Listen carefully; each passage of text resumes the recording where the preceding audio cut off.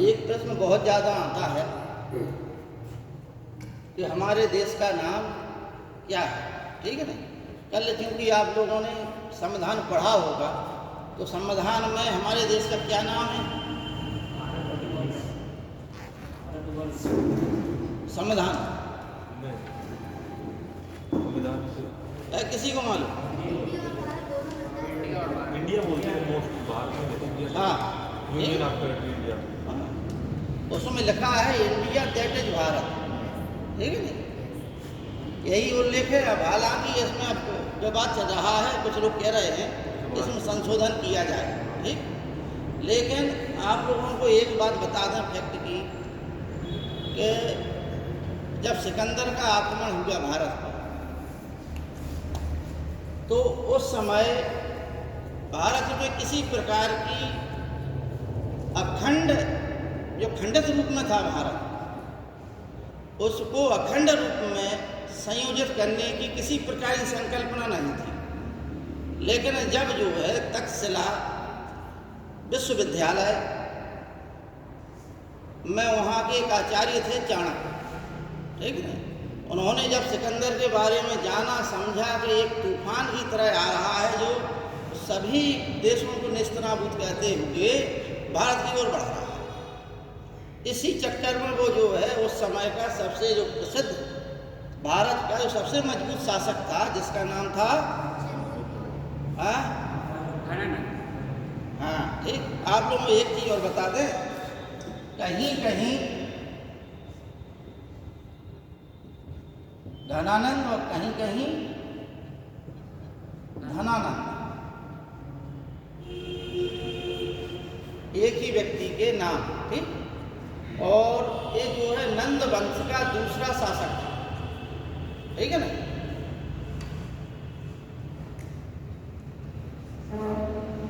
इसका पिता जो है इतना बड़ा पराक्रमी शासक था, जिसका नाम था महापद्म नंद, कि उसे जो है द्वितीय परशुराम की संज्ञा दी गई, इतिहासकारों ने दी है उसे।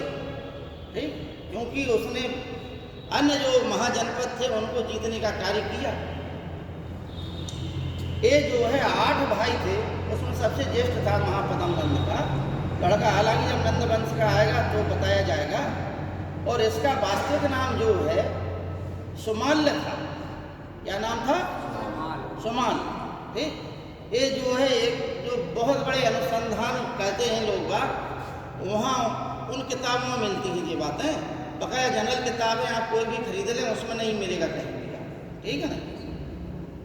तो इसका वास्तविक नाम था सुमाल, लेकिन इसको जो है धन और पैसे में बड़ा आनंद आता था, इसलिए इसका नाम क्या रखा गया? धनानंद। ठीक है ना। पैसे में, और इसने जनता पर कर लगा, इसलिए ये जो है प्रसिद्ध हो गया था जनता में। जनता इसे चाहती नहीं थी। उसी चीज का लाभ जो है चाणक्य और चंद्रगुप्त मौर्य ने उठाया। उसने क्योंकि अपमान कह दिया था, वहां पर जो है जो अखंडवाद की संकल्पना आई थी, वो किसके मन में आई थी? चंद्रगुप्त मौर्य के जो गुरु थे चाणक्य, उनके मन में आई थी। ठीक है। अब बात यह है कि हमारे देश को पुराणों में, विष्णु पुराण को छोड़कर, ठीक, पुराणों और अशोक के अभिलेखों में भारत देश का नाम जम्बूद्वीप मिलता है। क्या मिलता है?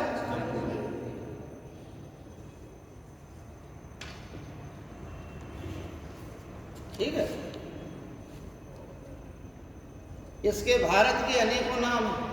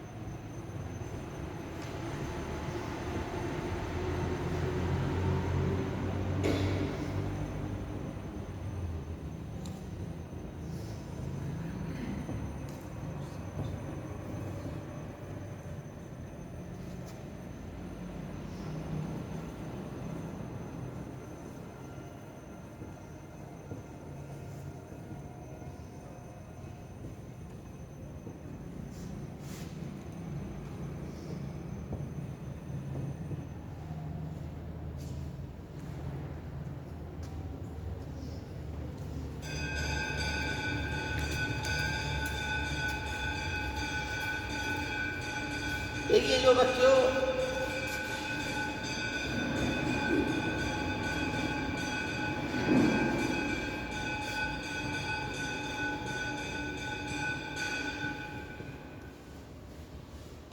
ये कुछ महत्वपूर्ण नाम है हमारे ही देश के, ठीक है ना। हम सब जानते हैं इसके नाम से भारतवर्ष, ठीक, लेकिन इसके और भी नाम है, अजनाब भी नाम है भारत देश का। कहीं उल्लेख इस देश के लिए अजनाब भी आया। इंतु चीनियों ने इस देश को जो है इंतु नाम से कहा है, ठीक है ना। सप्त सिंधु प्रदेश जब आर्य लोग आए प्रारंभ में, तो वो क्षेत्र जो है उनका जो था वो देश, वो क्या सप्त सिंधु प्रदेश।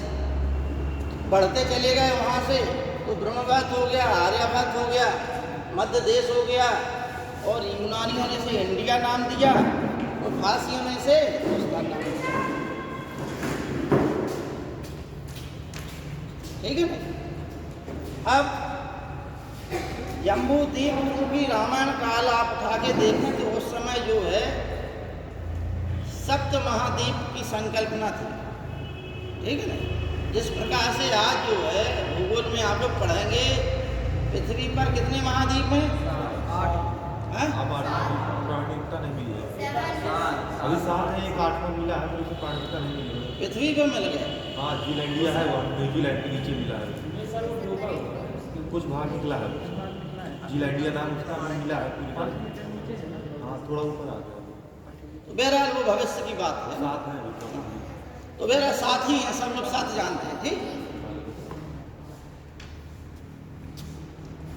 तो 7 महाद्वीपों का उल्लेख रामायण काल आप उठा के इंटरनेट पे भी देख ले आप लोग, तो वो 7 महाद्वीप मिल जाए। ज़्यादातर उन महाद्वीपों में कुछ ना कुछ विशेषताएं थी, ज़्यादातर वनस्पतियों के नाम पर उन के नाम रखे गए। जैसे जो भारत की भूमि है, यानी एशिया महाद्वीप का आसपास का क्षेत्र है, उसको में जो है जम्बू वृक्ष पाए जाते थे। जामुन के वृक्ष को हम लोग क्या बोलते हैं? जम्बू, ठीक। इसलिए इस पूरे क्षेत्र को जम्बू द्वीप के नाम से भी जाना, ठीक है ना। और इसमें बहुत से लोग मतलब जो है आप लोग मतलब हिंदू लोग बैठे होंगे बहुत से, आपने संकल्प मंत्र में सुना होगा भारत के कुछ नाम, है नहीं? तो उसमें भी उन्हीं शब्दों का उपयोग किया जाता है, ठीक। भारतवर्ष जो है यानी राजा भरत का क्षेत्र ही भारतवर्ष है। भारतवर्ष का मतलब क्या है? राजा भरत का क्षेत्र भारतवर्ष, ठीक। अब चूंकि भरत जो है इतिहास में बहुत हुए, भरत जो है बहुत हुए, भागवत में भी एक भरत हुए, ठीक। रामायण काल में भी भगवान राम के भाई थे भरत। लेकिन भारत देश का नाम आप लोगों ने राजा दुष्यंत और शकुंतला की कहानी पढ़ी होगी, सुनी होगी। ऐसा किताबों में लिखा है, भारतीय मतलब साहित्यकारों ने लिखा है कि भारत का नाम उन्हीं के नाम पर, उन्हीं के चक्रवर्ती सम्राट हुए, उनके नाम पर ही इस देश का नाम भारत पड़ा। ये सब लोग जानते हैं, ठीक। दूसरा फैक्ट कि जैन धर्म में कितने तीर्थंकर हुए? 24 तीर्थंकर। 24 तीर्थंकरों में से जो पहले तीर्थंकर थे ऋषभदेव, उनके लड़के का नाम भरत था, ठीक है ना। उनके लड़की का नाम था ब्राह्मी, जिनके नाम पर भारत की और संसार की सबसे प्राचीन लिपि कौन सी कहलाती? ब्राह्मी, ठीक है ना। और उनके लड़के का नाम था भरत। अतः जैनी लोगों का ये मानना है कि उनके लड़के के नाम पर ही भारत देश का नाम भारत पड़ा, ठीक। दो हो गई बात। एक आप लोगों ने जब ऋग्वेद उठाएंगे, ऋग्वेद में पढ़ा होगा कि बहुत से कबीले थे, ठीक है ना। कबीलों जब इकट्ठे हुए तो कबीलों से क्या बना? जन, ठीक। मतलब कबीले के बाद विष बनी इकाई, विष के बाद बनी जन। जन बहुत से थे जन, तो इन्हीं जनों में लड़ाई हो। जन मतलब छोटे छोटे राज्य थे उस समय। उन्हीं में एक जन था जो भरत जन, ठीक है नहीं, जिसका राजा सुदास था। और सुदास ने जो है 10 राज्य के युद्ध में 10 राजाओं को हराया था, जिसमें 5 जो है आर्यजन थे और 5 जो है अनार्यजन थे। परशुनी नदी के किनारे जो दासराग युद्ध हुआ था, उसमें पुरोहितों का युद्ध था, जिसमें राजा लोग सम्मिलित हो गए थे, ठीक है नहीं। यानी भरत जो वंश का कबीले का जन का राजा जो था वो सुदास था। सुदास ने अपने पुरोहित विश्वामित्र को हटाकर वशिष्ठ को बना लिया था। तो विश्वामित्र ने जाकर अन्य जनों को इकट्ठा किया और वो परशुनी नदी के किनारे युद्ध हुआ, जिसमें राजा सुदास की विजय हुई। बाद में ये जन जो है आपस में मिलकर महाजन बन गए, ठीक है। भरत धन पुरु ये जो है आपस में लड़े, किसमें? दासराग युद्ध में। और बाद में भरत और पुरु बराबर कुरु बन गया।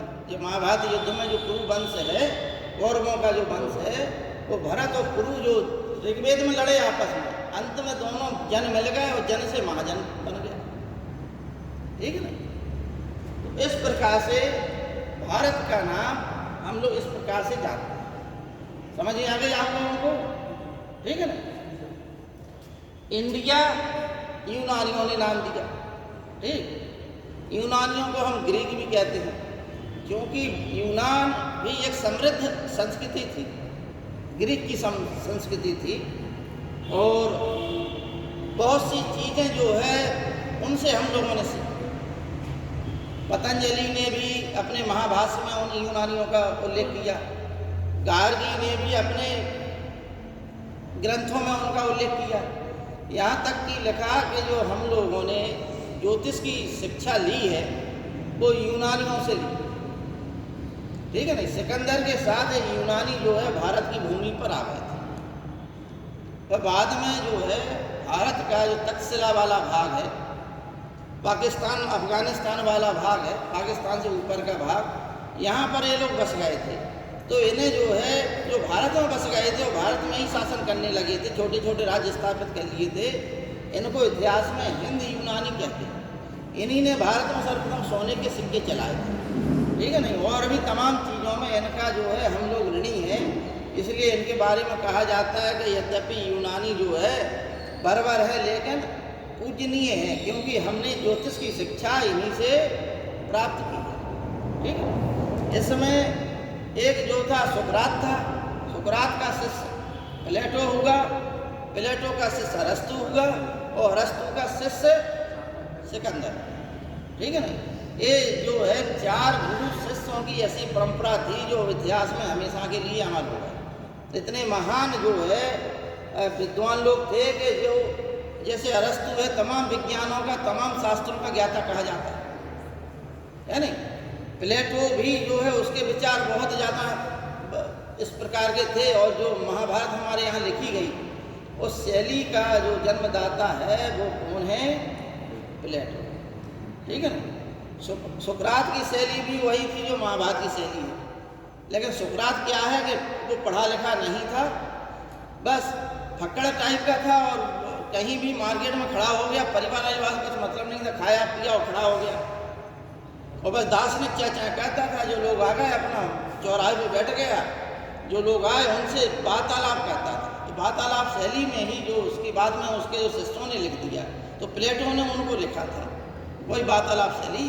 तो गीता जो लिखी गई है वो किस शैली में लिखी गई? उसी शैली, संवाद शैली में लिखी गई, ठीक है ना। इस प्रकार से इंडिया और हिंदुस्तान, देखिए आपको हम एक चीज़ और बताते हैं कि जो ईरान है, ठीक है ना, आर्य संस्कृति एक समय ऐसा था कि आर्य संस्कृति कैस्पियन सागर तक थी, ठीक। यानी कि यूरोप के किनारे तक का जो क्षेत्र है, पूर्वी यूरोप है, वहाँ तक आर्य संस्कृति थी। आज भी 1400 ईसा पूर्व के जो उल्लेख मिलते हैं, एक मिला है पत्थर पर लिखा हुआ 1400 ईसा पूर्व में बोगस कोई का अभिलेख। उसमें हित्तानी और मित्तानी दो कबीले हैं जो आपस में लड़ाई करते हैं, अंत में संधि कर लेते हैं। और संधि के लिए जैसे हम लोग हैं लड़ाई करते हैं, तो भाई आज के वर्तमान समय में हम लोग क्या कहते हैं, बड़े बड़े लोग क्या कहते हैं, अनुबंध करा लेते है कि नहीं भाई।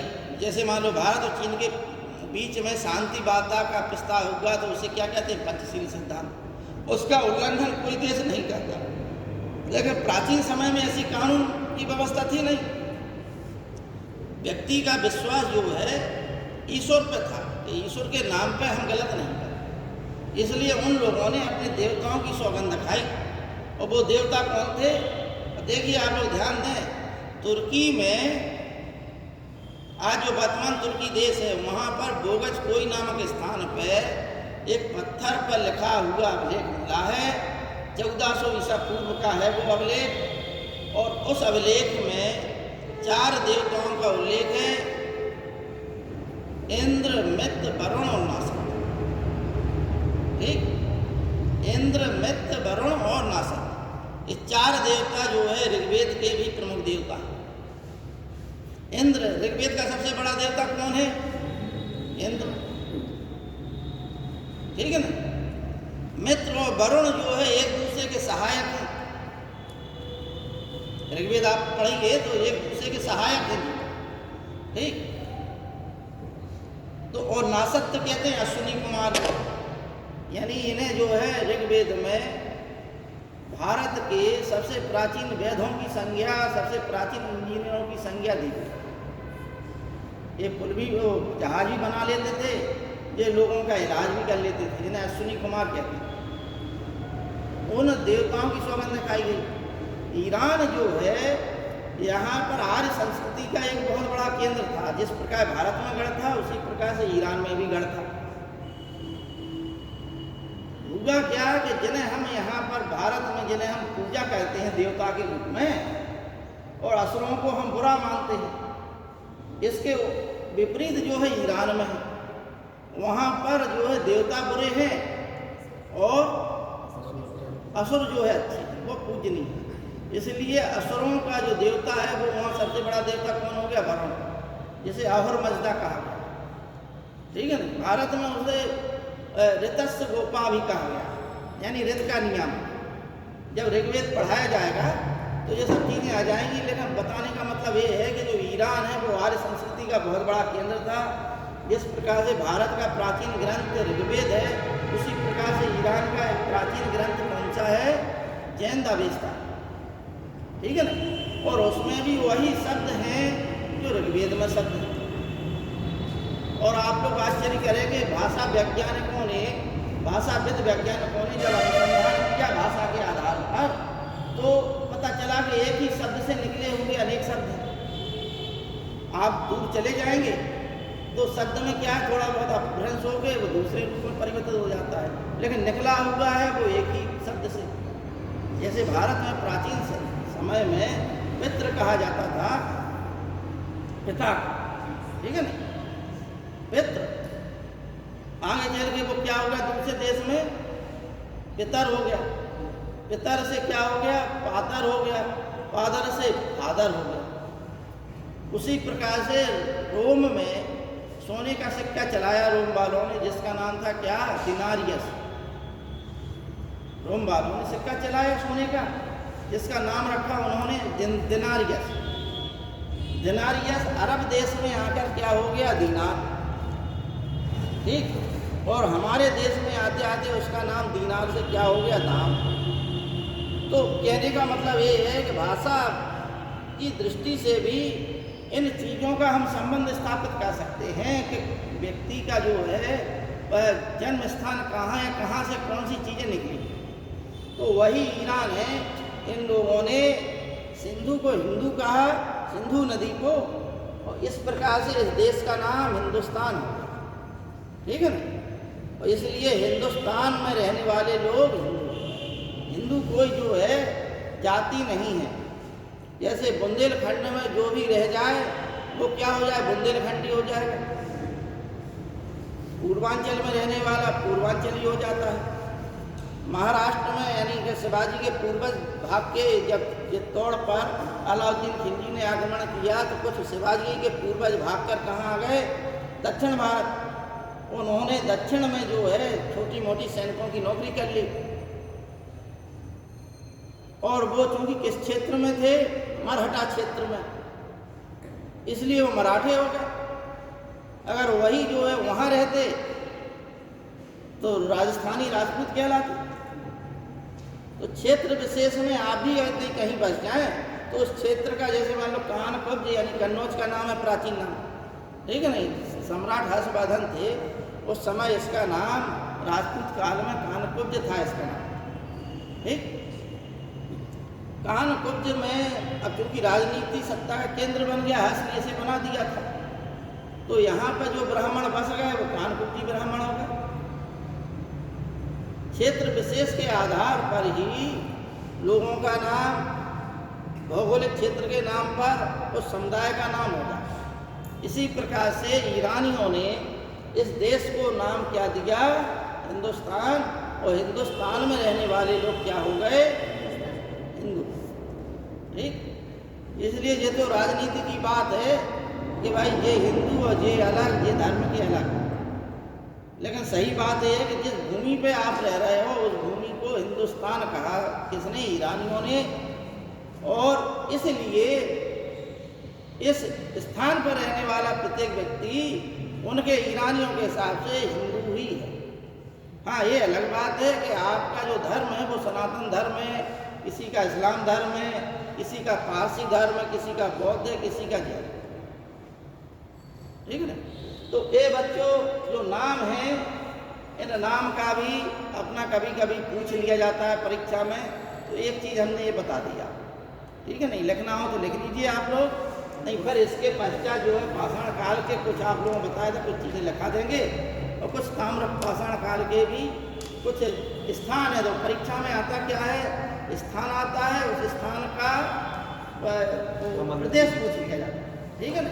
और कुछ महत्वपूर्ण हैं जिनके जो है खोजकर्ता भी पूछ लिए जाते हैं। इतना आता है तो वो हम संकलित करके लाए हैं, तो आप लोगों को लिखा देते हैं, ठीक है।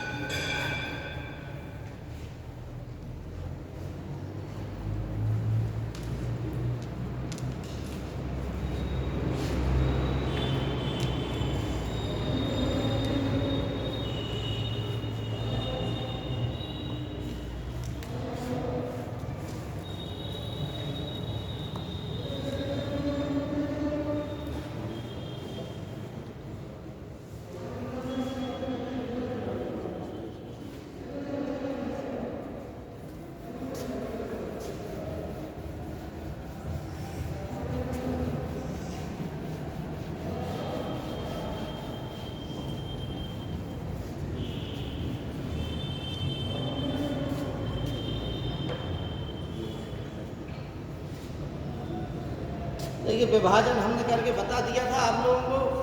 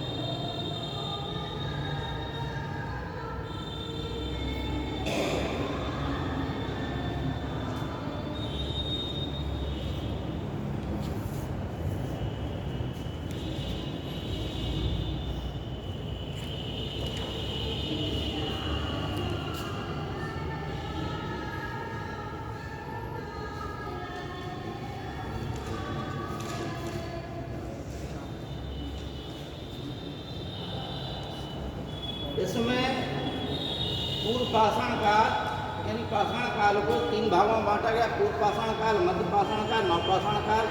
पूर्व पाषाण काल, निम्न पूर्व पाषाण काल, मध्य पूर्व और उच्च पूर्व।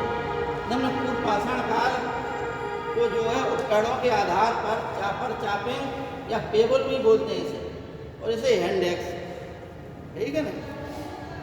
इस संस्कृति को निम्न पूर्व संस्कृति के जो है पाकिस्तान के शिवालिक नामक स्थान पर पहाड़ियों पर के आसपास जो क्षेत्र पाया गया, D.N. वाडिया ने इसका उत्खनन किया था।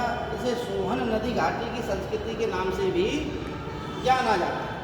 अब इसमें आप लोग कुछ तथ्य लिख लीजिए, ठीक है ना। इसी में समझ जो परीक्षा के लिए आते हैं निम्न पूर्व पाषाण काल के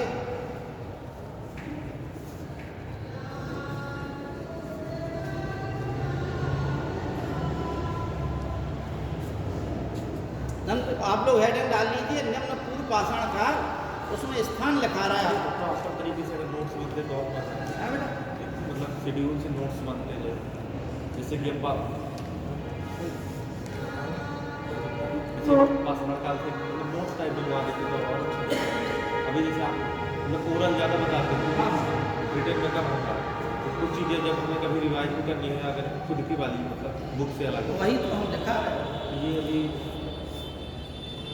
लिखा है, अभी यही लिखा है भाई। देखिए पाषाण काल से संबंधित जो चीज़ें हैं कल हमने बताई दी थी, इसमें से उसके आगे का हम बता रहे हैं। कल बोर्ड पे जो लिखा दिया था ना, इसकी विशेषता बता दी थी हमने। पूर्व पाषाण काल में क्या होगा, मध्य पाषाण काल में क्या होगा और नव पाषाण काल में क्या होगा, ठीक है। मध्य पाषाण काल में छोटे छोटे उपकरण, ठीक, सूक्ष्म माइक्रो लिथिक काल कहते हैं, इसमें छोटे उपकरण बनाते थे। इसमें जो है अटुनिया बटुनिया बनाते थे, ठीक। एक चीज़ और थी कि निम्न पूर्व पाषाण काल के लोग अपने हाथों से जो है उपकरण नहीं बनाते थे, और इस काल में एक ही पाषाण उपकरण का प्रयोग वो मारने, खाने, छीनने, भीनने एक ही का मतलब एक ही प्रकार से करते थे। एक ही उपकरण का प्रयोग अनेक विधियों के लिए करते थे, ठीक। जैसे मान लो इस समय आपको जो है चाकू है, ठीक। चाकू काय के लिए होता है, काटने के लिए, ठीक। कुछ लोग क्या है चाकू से पेचकस की तरह भी इस्तेमाल करने लगते, उल्ट बुल्ट भी कसने लगते छोटे मोटे। तो ये जो चाकू को एक जो स्पेशल काम है, स्पेशल की जगह बहुविध काम करना ही सबसे पहला काम था। लेकिन फिर एक कार्य के लिए एक उपकरण आगे चल के इस काल में, तो वही आपको सब जो है अलग अलग तरीके से क्या होगा वो सब लिखा रहा है, वो स्थानों के नाम लिखा रहा है, जो परीक्षा में आते हैं वो लिखा देते हैं, ठीक है ना। देखिए इसमें आप निम्न पूर्व पाषाण काल डाल के लिखिए हथनोरा, हथनोरा डालिए। इस काल में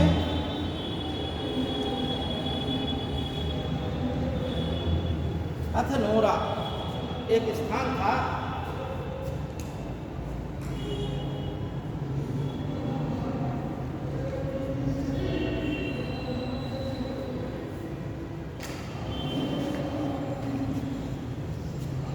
हथनोरा लिखिए। ये मध्य प्रदेश के होशंगाबाद जिले में, मध्य प्रदेश की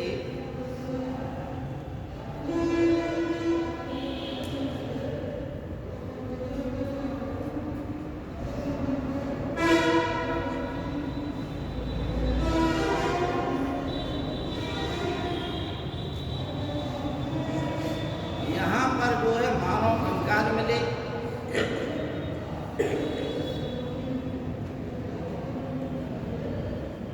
मानव कंकाल, हाथियों के जीवाश्म,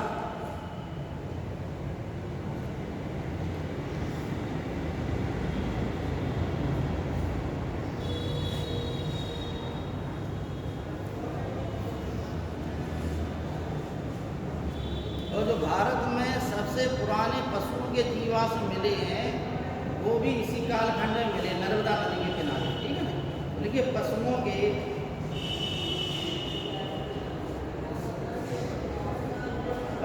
जीवाश्म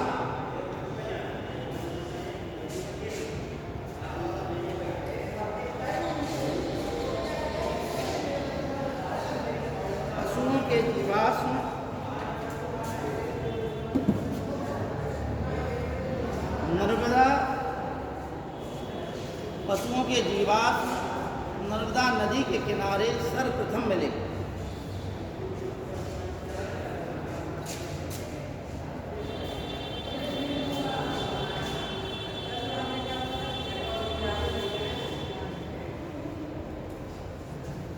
अब एक स्थान है, लिखिए बाघोर।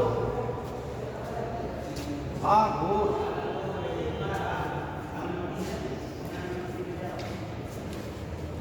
ये सोन नदी घाटी का क्षेत्र है बाघोर। यहाँ पशुओं के जीवाश्म, बाघोर जो है सोन नदी घाटी का क्षेत्र है, सोन नदी की घाटी में मिला है। और इसमें लिखिए पशुओं के जीवाश्म मिले इसमें।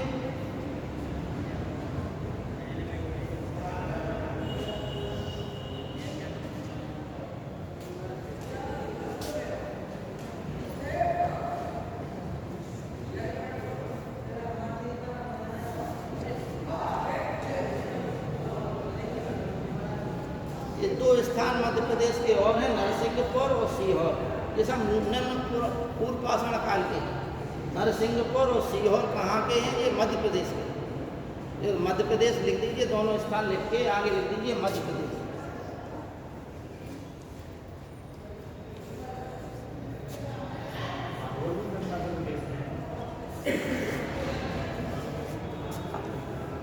अब आप लोग महाराष्ट्र में जो स्थान मिले हैं वो महाराष्ट्र के नाम लिख लीजिए। महाराष्ट्र प्रदेश का नाम डाल के आगे लिख लीजिए।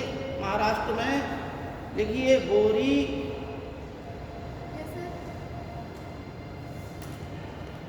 बारी, बोरी, बारी, नेवासा,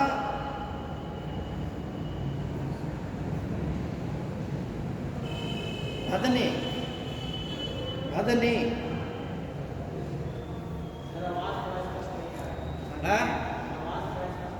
बोरी, बारी, भदने और नेवासा।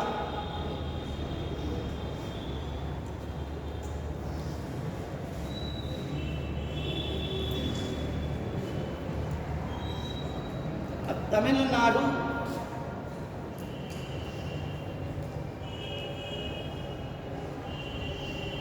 तमिलनाडु में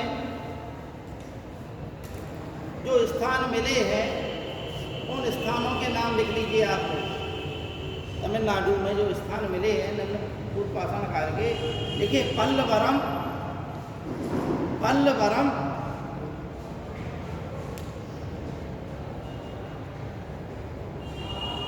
पल्लवरम, अतिरपक्कम, अतिरपक्कम,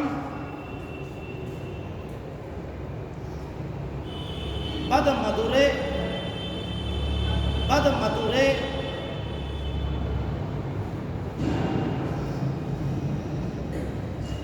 और गुड़ियम गुफा। ये तमिलनाडु के चिंगलपेट जिले में गुड़ियम गुफा में कुछ जो है साक्ष्य मिले हैं।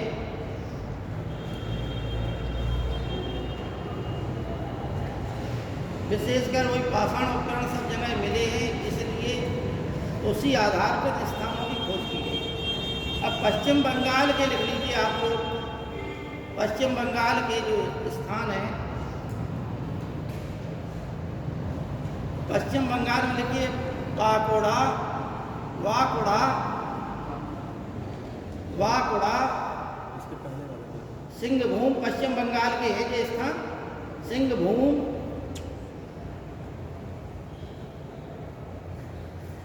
पुरुलिया, पुरुलिया,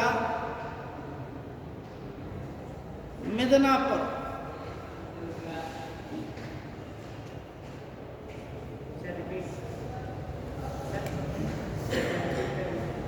देखिए इसमें बागोड़ा, पुरुलिया, सिंहभूम और मिदनापुर।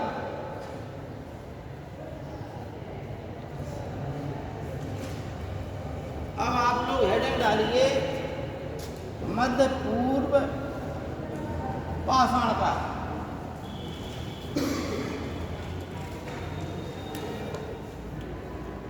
ये इसकी जो है इस संस्कृति को फलक संस्कृति कहते थे। इस काल में जो उपकरण पाए गए, इसलिए इस काल को किस नाम से जाना जाता है? फलक संस्कृति के नाम से। ठीक है नहीं? क्या लिखना है आपको? फलक संस्कृति। इसमें जो उपकरण पाए गए उन उपकरणों के नाम लिख लीजिए आप लोग। देखिए, फलक, ब्लेड और स्क्रेपर, ये मुख्य उपकरण थे ये मध्य पूर्व पाषाण काल के। फलक, ब्लेड और स्क्रेपर। फलक, ब्लेड और स्क्रेपर, ये जो है मध्य पूर्व पाषाण काल के मुख्य उपकरण थे। इसी कारण इसको फलक संस्कृति के नाम से जाना जाता है। ठीक है? इसमें अब आप लोग नाम लिखिए नेवासा। नेवासा,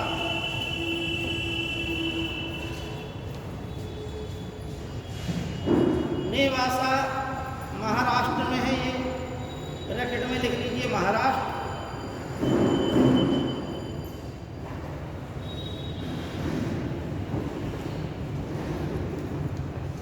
इसकी जो खोज है वो H.D. साकलिया ने की थी। ठीक है ना? H.D. Sankalia, H.D. Sankalia, H.D. Sankalia. ठीक है ना?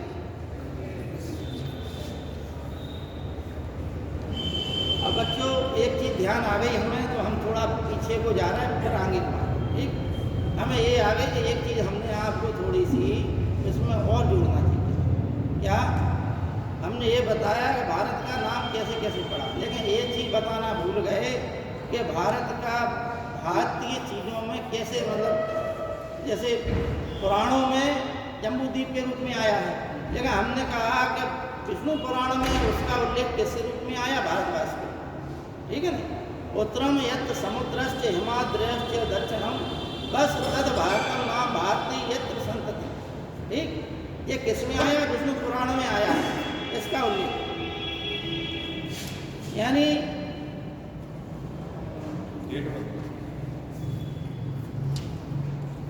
हिमालय के उत्तर में,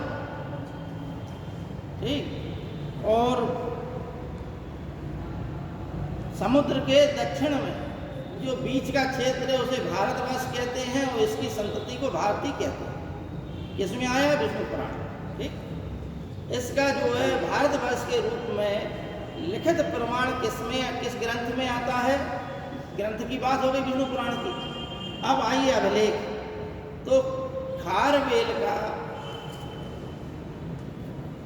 जो कलिंग का राजा था खारवेल, उसके अभिलेख में ही सर्वप्रथम भारत देश का उल्लेख हुआ है। इसका नाम भारत देश के नाम से हुआ है, यानी इसका मतलब है भारतवर्ष। तो ये दो चीज़ें आप लोग दिमाग में बैठा लीजिए कि अभिलेख ये आया है, तो किसमें आया है अभिलेख? ये कलिंग के खारवेल अभिलेख। ठीक, खारवेल के कलिंग अभिलेख। और जो ग्रंथ है वो कौन सा है? विष्णु पुराण। ये दो चीज़ें छूट गई थी। अब इसमें आइए, नेवासा के बाद, ये महाराष्ट्र में है नेवासा। इसके बाद दूसरा लिखिए आप लोग, राजस्थान का है एक स्थान जिसे लूनी उद्योग कहते हैं। राजस्थान के थार, जो भारत में रेगिस्तान कहाँ पर है? राजस्थान के। ठीक है ना? और ज़्यादातर आप लोग भूगोल पढ़ेंगे तो ज़्यादातर देशों के पश्चिम में ही रेगिस्तान।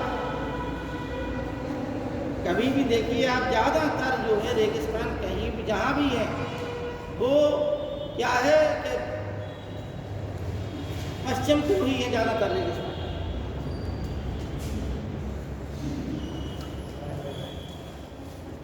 भारत में जो रेगिस्तान है थार, वहाँ पर इस संस्कृति के उपकरण पाए गए हैं, इसलिए इसको हम जो है लूनी उद्योग के नाम से जानते हैं। लूनी नदी है, उसके किनारे पाए गए हैं, इसलिए इसको हम क्या, किस नाम से जानते हैं? लूनी उद्योग के नाम से। ठीक है ना? आप लोग एक चीज़ और लिख लीजिए, पाषाण काल लिखा है, तो सर्वप्रथम जो है पाषाण काल को 3 कालों में बांटने का काम टॉमसन नामक एक इतिहासकार थे, उन्होंने किया सर्वप्रथम, ठीक है ना। जो तामसन नामक एक इतिहासकार थे, विद्वान थे, तामसन जिनका नाम था, उन्होंने पाषाण काल को 3 भागों में विभाजित करने का कार्य किया सर्वप्रथम। और जान लुपाक ने इसको जो है, जान लुपाक थे एक विद्वान,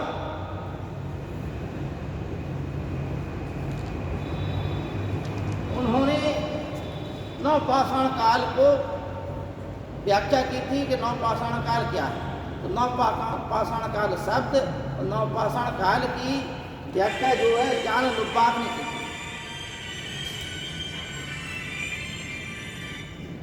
हेलो बेटा, हम क्लास में पढ़ा रहे हैं, फिर करेंगे बात।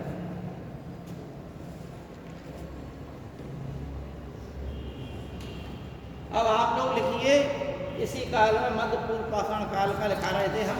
लिखिए, गंगा नदी मैदान में, गंगा नदी मैदान में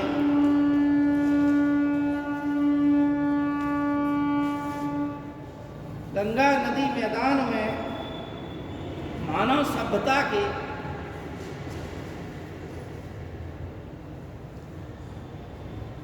गंगा नदी मैदान में मानव सभ्यता के सबसे पुरातन अवशेष,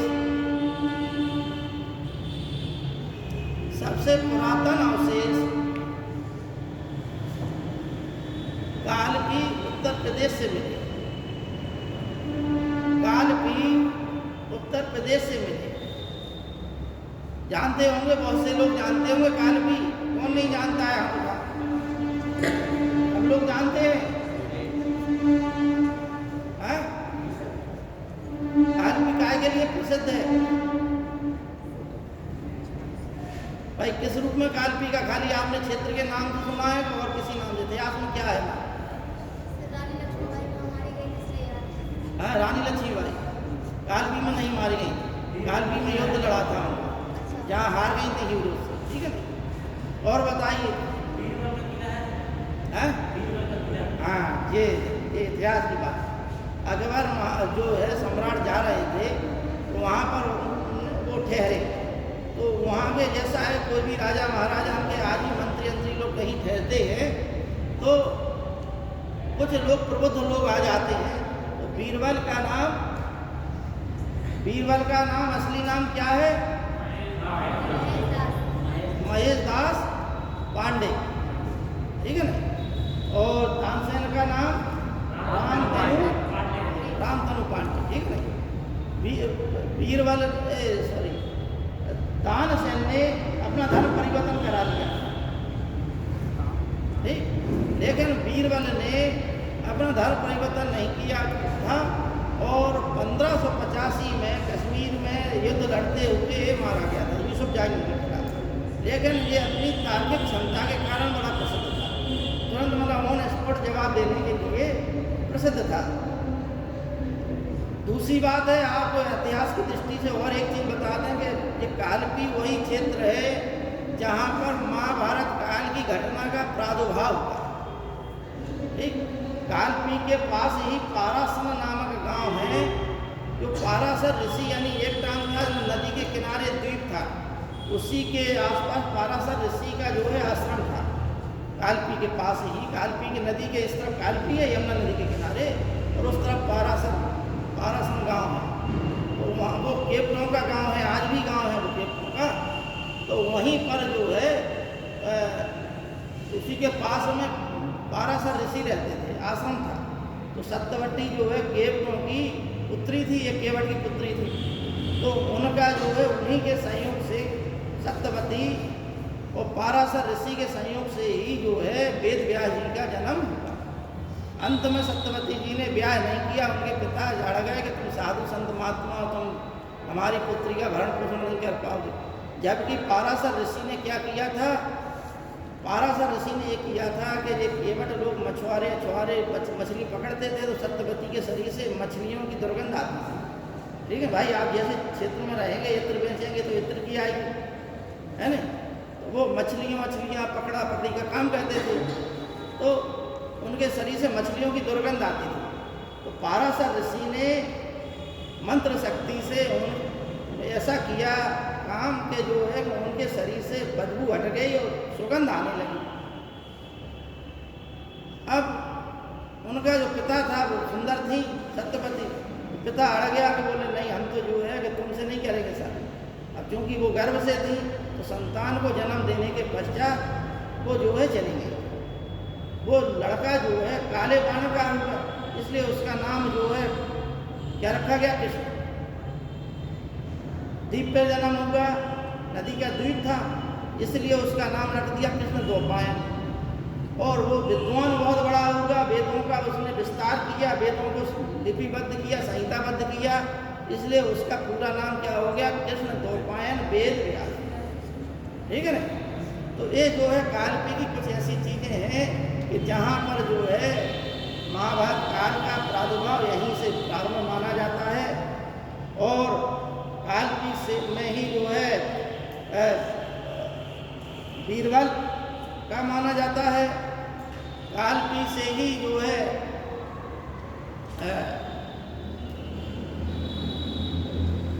रानी लक्ष्मीबाई ने हीरो से लड़ा और इसके पश्चात कालपी में हारने के पश्चात ही वो ग्वालियर गई 1847 क्रांति में। और लोधियों के काल में 84 गुंबदों का निर्माण हुआ, लोधी काल।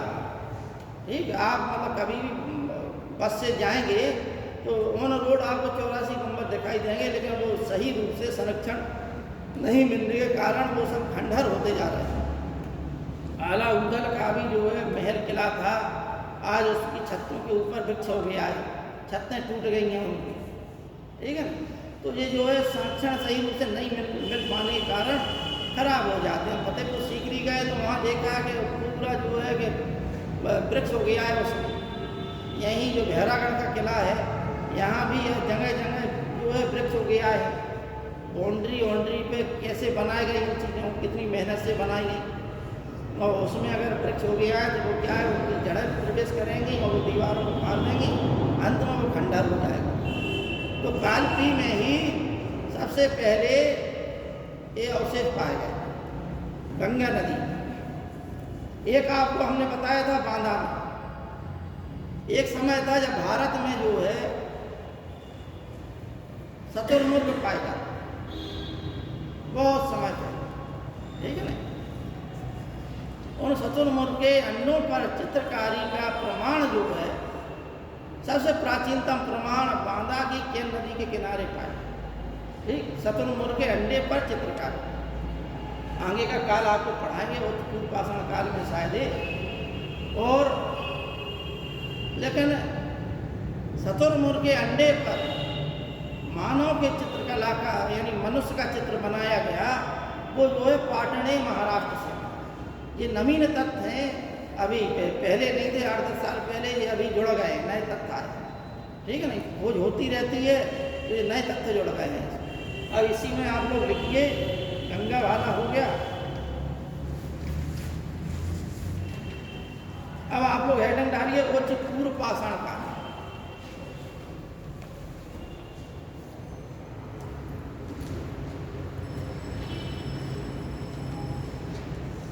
अब ये काल आया उच्च पूर्व पाषाण काल।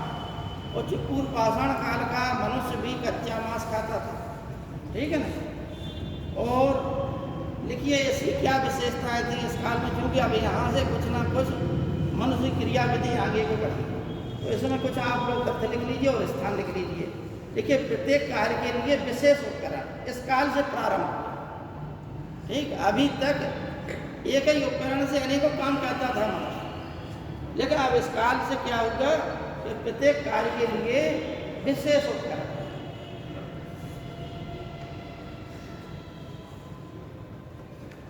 इस काल का मुख्य जो है उपकरण, उसे मुख्य उपकरण था वो था ब्लेड। ठीक है ना। क्या था उपकरण? ब्लेड। ठीक, मुख्य उपकरण था ब्लेड। ब्लेड और ब्यूरन इसके उपकरण थे, दो मुख्य उपकरण थे, ब्लेड और ब्यूरन। ठीक है ना, ब्लेड और ब्यूरन।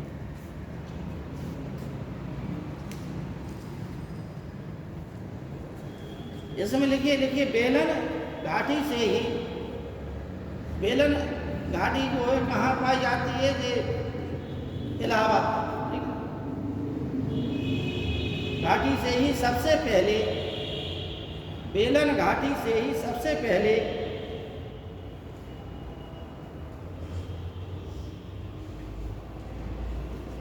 भारत में इस काल के साक्ष्य मिलने लगे थे। यानी उच्च पूर्व पाषाण काल के साक्ष्य कहाँ से मिले? सबसे पहले इसी काल से मिलने लगे थे।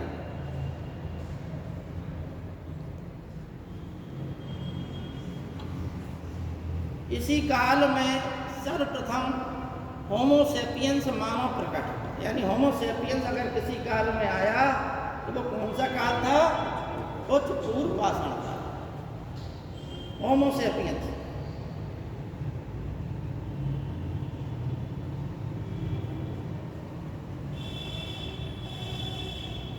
देखिए इसी काल से मनुष्यों ने हड्डी के उपकरण बनाने प्रारंभ कर दिए थे। हड्डी के उपकरण मनुष्य ने इसी काल से बनाने प्रारंभ किए। इसी काल से हड्डियों के उपकरण मिलने प्रारंभ हो गए थे।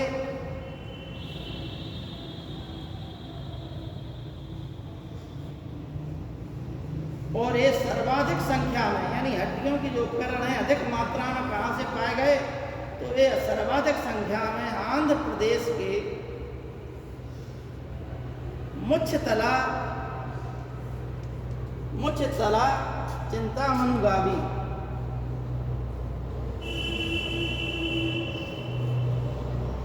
मुच्छतला चिंतामणुगावी, आंध्र प्रदेश के सर्वाधिक हड्डियों के जो उपकरण पाए गए हैं तो कहाँ से मिले हैं? मुच्छतला चिंतामणुगावी नामक स्थान से हड्डियों के सबसे ज़्यादा उपकरण यहीं पाए गए, सबसे ज़्यादा।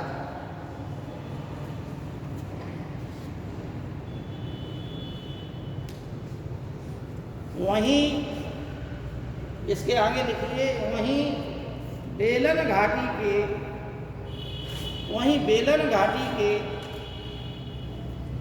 लोहदा नाला, बेलन घाटी में एक स्थान मिला है लोहदा नाला, जहाँ पर हड्डी की एक स्त्री की मूर्ति बना दी गई। हड्डी को काट कूट के छील छाल के हड्डी की एक मूर्ति, स्त्री की एक मूर्ति बना दी हड्डी की। तो कहाँ से मिली है वो?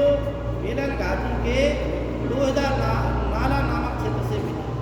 ये आता है सिविल सर्विसेज की परीक्षा में, उत्तर प्रदेश की परीक्षा में सबसे ज़्यादा प्रश्न यही आता है, सबसे ज़्यादा आता है।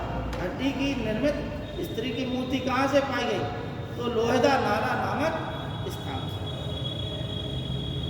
बेलन घाटी के लोहदा नाला क्षेत्र से दुनिया की सबसे प्राचीनतम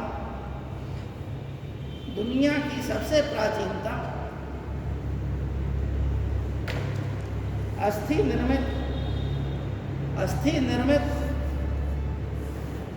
स्त्री की मूर्ति मिली है।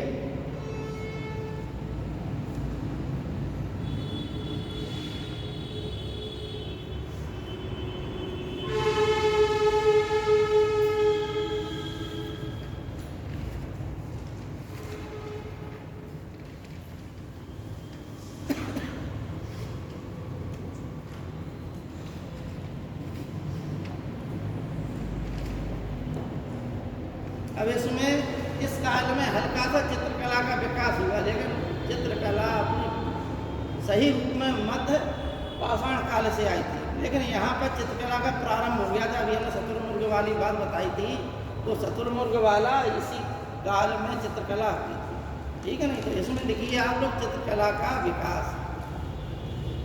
या चित्रकला में उन्नति।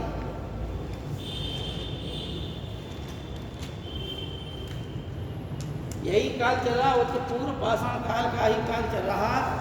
इसमें लिखिए महाराष्ट्र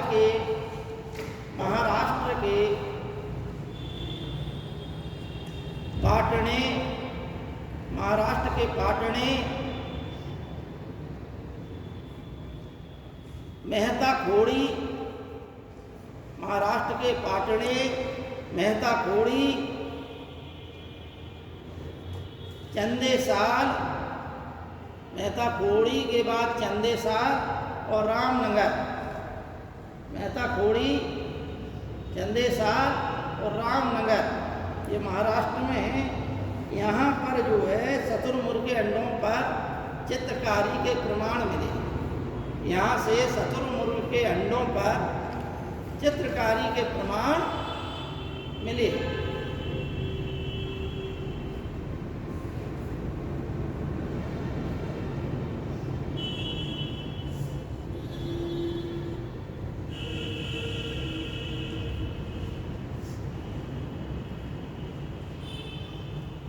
लेकिन उत्तर प्रदेश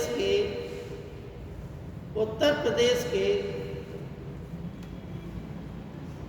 बांदा जिले, उत्तर प्रदेश के बांदा जिले में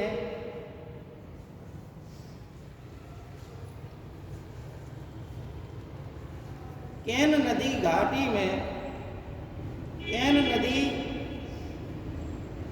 में सबसे प्राचीनतम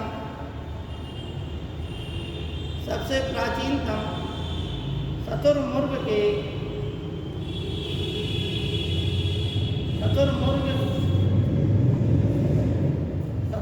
के अंडे पर चित्रकारी के प्रमाण मिले।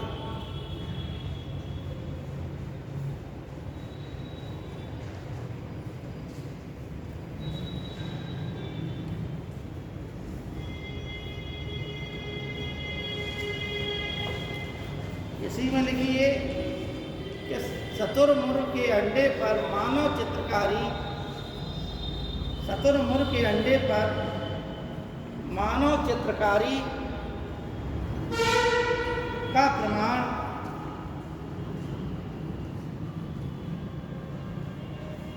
महाराष्ट्र के पाटणे से मिला। महाराष्ट्र के पाटणे से मिला।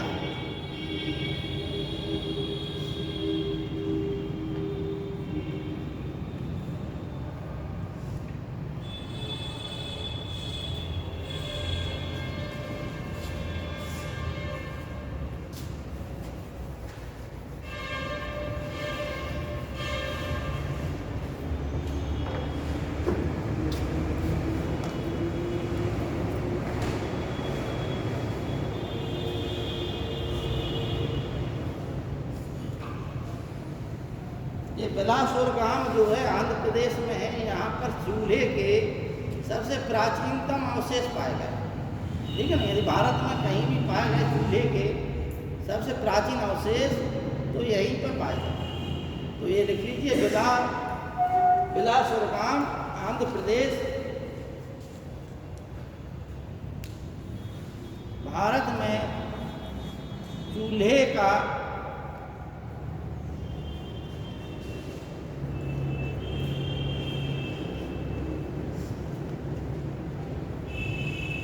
प्राचीनतम प्रमाण, चूल्हे का सबसे प्राचीनतम प्रमाण भारत में।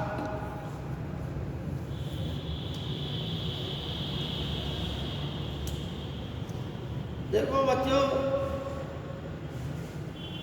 टोंस नदी की सहायक नदी है बेलन नदी, और बेलन नदी के किनारे जो है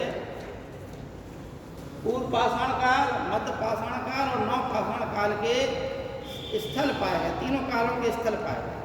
ठीक है नहीं, तो ये आप लोग ध्यान दिमाग में बैठा के रखिएगा कि इस समय जो है बेलन नदी घाटी में पाषाण काल का तीनों युग विद्यमान था। अब आप लोग हेडिंग डाल लीजिए मध्य पाषाण काल। मध्य पाषाण काल से और नव पाषाण काल के स्थलों से सबसे ज़्यादा प्रश्न आते हैं, सबसे ज़्यादा।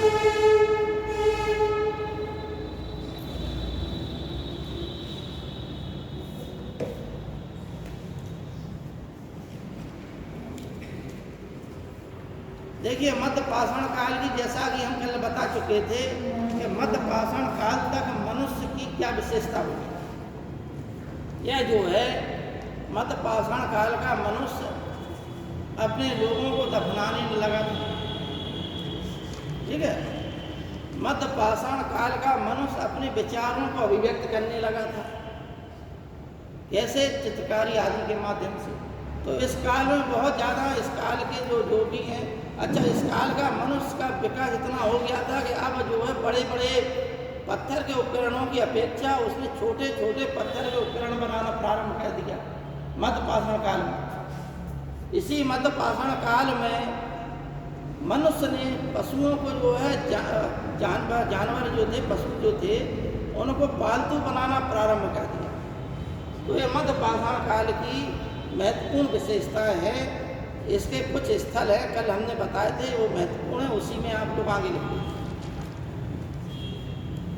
देखिए, एक स्थान है बागोर।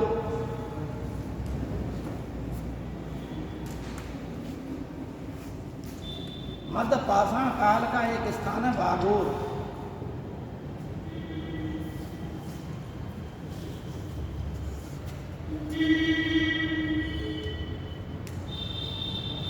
बागोर जो है कहाँ पर है? राजस्थान। और ये बनास नदी की सहायक नदी है, वो कोठारी नदी, ठीक है ना? बनास नदी की सहायक नदी कोठारी नदी के किनारे पर बागोर स्थित है। ठीक। और कहाँ पर है? ये राजस्थान में। और BN मिश्रा ने इसका उत्खनन किया था। तो ये लिख लीजिए आप लोग कि BN मिश्रा ने इस यहाँ पर उत्खनन कराया।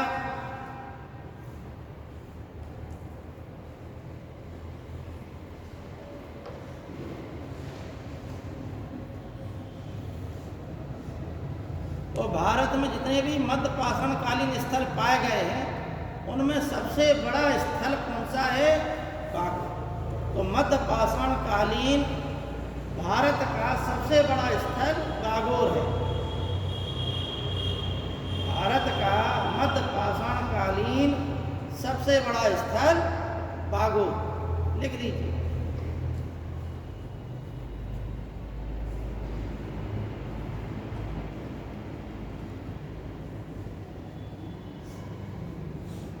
मध्य पाषाण कालीन भारत का सबसे बड़ा स्थल। यहाँ पर 4 मानव कंकाल मिले हैं। 4 मानव कंकाल मिले हैं।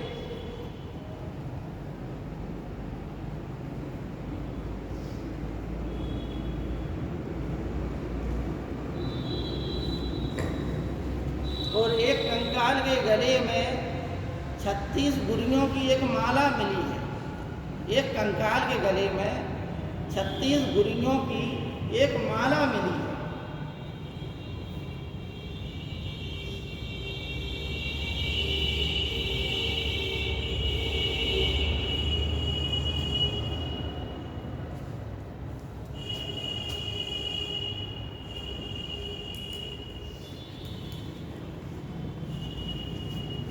तो एक चीज़ आपको समझ में आ गई, बागोर राजस्थान में, कोठारी नदी किनारे, बनास नदी की सहायक नदी, मध्य पाषाण कालीन सबसे बड़ा स्थल। भारत का 4 मानव कंकाल पाए गए। एक मानव कंकाल के गले में 36 गुरियों की माला। दूसरा स्थल है, और किसने इसका उत्खनन कराया था? BN मिश्रा। ठीक है। दूसरा स्थल है लंघनाथ। लंघनाथ जो है कहाँ पर है? ये गुजरात में है। और इसका उत्खनन किसने कराया? HD साकलिया ने। देखिए, लंघनाथ गुजरात में,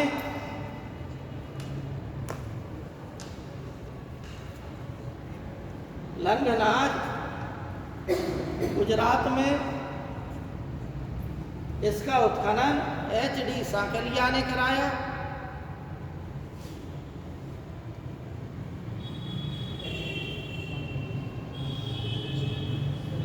और यहाँ से जो है 14 जो है मानव कंकाल मिले। यहाँ से 14 मानव कंकाल मिले।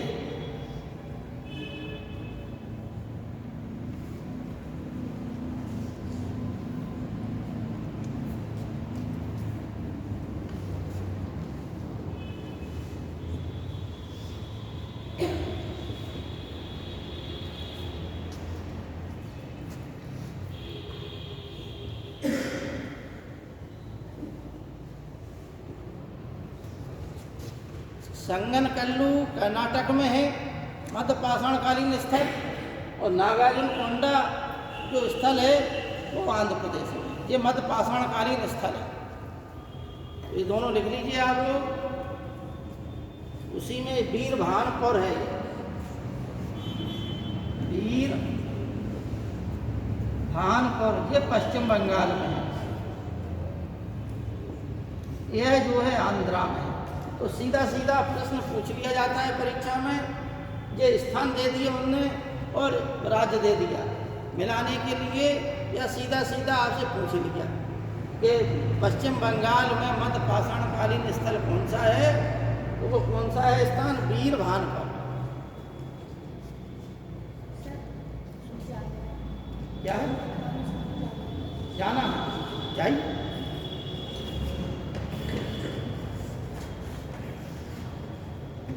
अब उत्तर प्रदेश के आप लोग लिख लीजिए।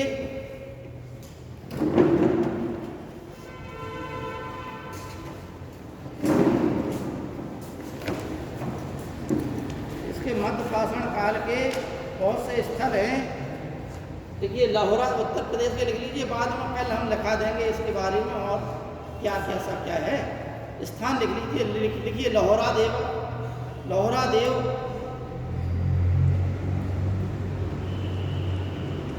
उत्तर प्रदेश में लिख लीजिए लाहौरा देव, चौपानी मांडो, सराय नाहर राय, सराय नाहर राय, मेहदहा,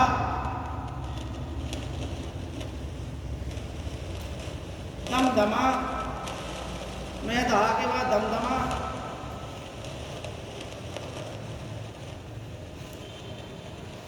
ये जो है उत्तर प्रदेश के हैं। और उत्तर प्रदेश कुछ और हैं, जैसे मोहाना पहाड़, बागरी खोर और लेखैया, ये तीनों पर मध्य पाषाणकालीन शिलाश्रय यानी चित्रकारी मिली है। कौन से 3 स्थान थे?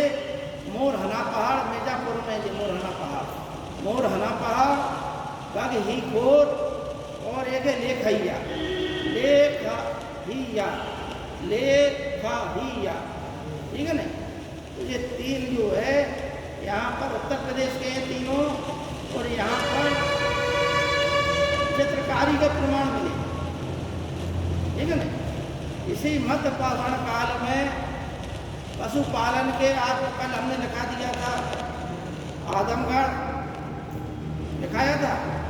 आदमगढ़ भी है, कहाँ पर है ये आदमगढ़? मध्य प्रदेश, ठीक है ना। और यहीं पर आदमगढ़ के पास में ही होशंगाबाद, मध्य प्रदेश के होशंगाबाद जिले में है। और यहीं पर हमने लिखा दिया था आपको कि इसी के पास में भीमबेटका की गुफाएं हैं, ठीक है ना। भीमबेटका की गुफाएं सबसे ज़्यादा चित्रकारी यहीं पर, मध्य पाषाणकालीन चित्रकारी के सबसे बड़े उल्लेख यहीं पर मिलते हैं। तो आज इतना ही रहने दें, बकाया जो है कल देखेंगे या अगले कल पर देखेंगे, ठीक है।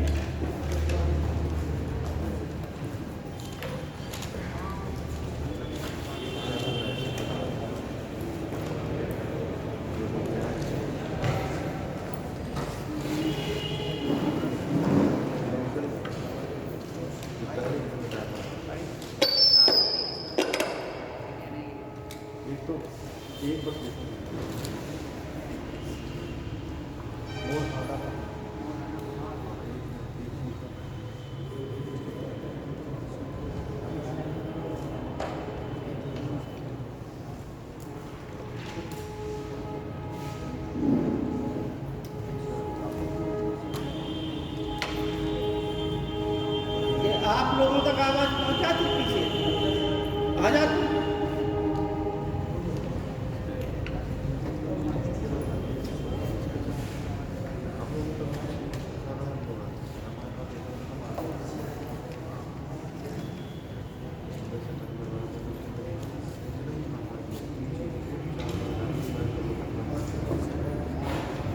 अच्छा, सिविल के लिए तो आप सब लोग आए हैं, लेकिन ईमानदारी से बताना कि वनडे भी दे रहे होंगे आप लोगों में से बहुत से, है ना। खाली सिविल के लिए समर्पित कौन है? 2 3 3 4 4 5 लोग।